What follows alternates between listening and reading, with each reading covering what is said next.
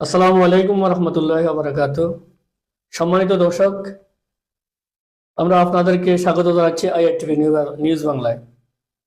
আমরা IRTV news বাংলায় আজকে পবিত্র মহান মেহেরাজ সম্পর্কে আলোচনা করব। আমাদের স্টুডিওতে ইতিমধ্যে হাজির হয়েছেন বিশিষ্ট আলেমে দ্বীন, নাঙ্গলকোট মধ্যমপাড়া কেন্দ্রীয় জামে মসজিদের সম্মানিত খতিব হযরত মাওলানা মোতালেব হোসেন সালেহী। জি, সম্মানিত হুজুর। ওয়ালাইকুম আসসালাম রহমতুল্লাহ বারাকাত। ধন্যবাদ আইআরটিভি সকল সংশ্লিষ্ট সকল সাংবাদিক ভাইদেরকে। আল্লাহ আপনাদের এই প্রচেষ্টাকে কবুল করুক। স্বাগতম সম্মানিত অতিথি মহতারাম মোতালেব হোসেন সালেহী সাহেব, আপনি আমাদের স্টুডিওতে এসে আমাদের সময় দেওয়ার জন্য। আজকে শুরুতেই আমরা মহান মেরাজ কি এবং এই রাতের তাৎপর্য এবং মূল ঘটনা আমাদের দর্শকদের আপনি একটু বলবেন কি? আলহামদুলিল্লাহ, আল্লাহ পাকের অশেষ শুকরিয়া। আজকে পবিত্র মেহরাজুন নবী সাল্লাল্লাহু আলাইহি সাল্লাম 27 রজব রাতে আমরা এখানে উপস্থিত হয়েছি। মেরাজ হলো শাব্দিক অর্থ হলো ঊর্ধ্বগমন, সিঁড়ি বা মই। মেরাজ এর আবিধানিক অর্থ হলো আল্লাহ কর্তৃক নির্দেশিত বিশেষ বাহন করে আল্লাহ রাব্বুল আলামিনের সান্নিধ্যে লাভ করাকে মেরাজ বলে।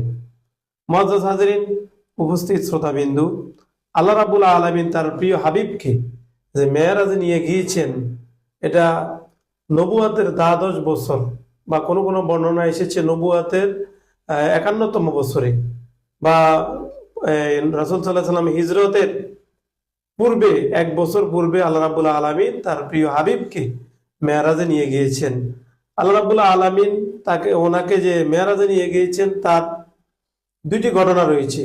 একটি ঘটনা হলো আল্লাহ রাব্বুল আলামিন তার প্রিয় হাবিবকে সান্ত্বনা দিবেন, কেননা আল্লাহ রাব্বুল আলামিন তার প্রিয় হাবিবকে যে দুনিয়াতে পাঠিয়েছেন, তার কিছু প্রিয় মানুষ ছিল দুনিয়াতে। যেমন তার চাচা আবু তালিব ছিল। তার চাচা যদিও ইসলাম গ্রহণ করে নাই, তারপরে তিনি রাসূলকে সর্ব অবস্থায় সহযোগিতা করেছেন। তার বাতিজা, প্রিয় বাতিজাকে কেউ কষ্ট দিতে পারে না। মক্কার জমিনে তার চাচা কাউকে, তার প্রিয় বাতিজাকে কষ্ট দিবে এমন কোনো কাজ করতে দেয় না কাউকে, মক্কার কাফেরদেরকে। তিনি ইন্তেকাল করেছেন।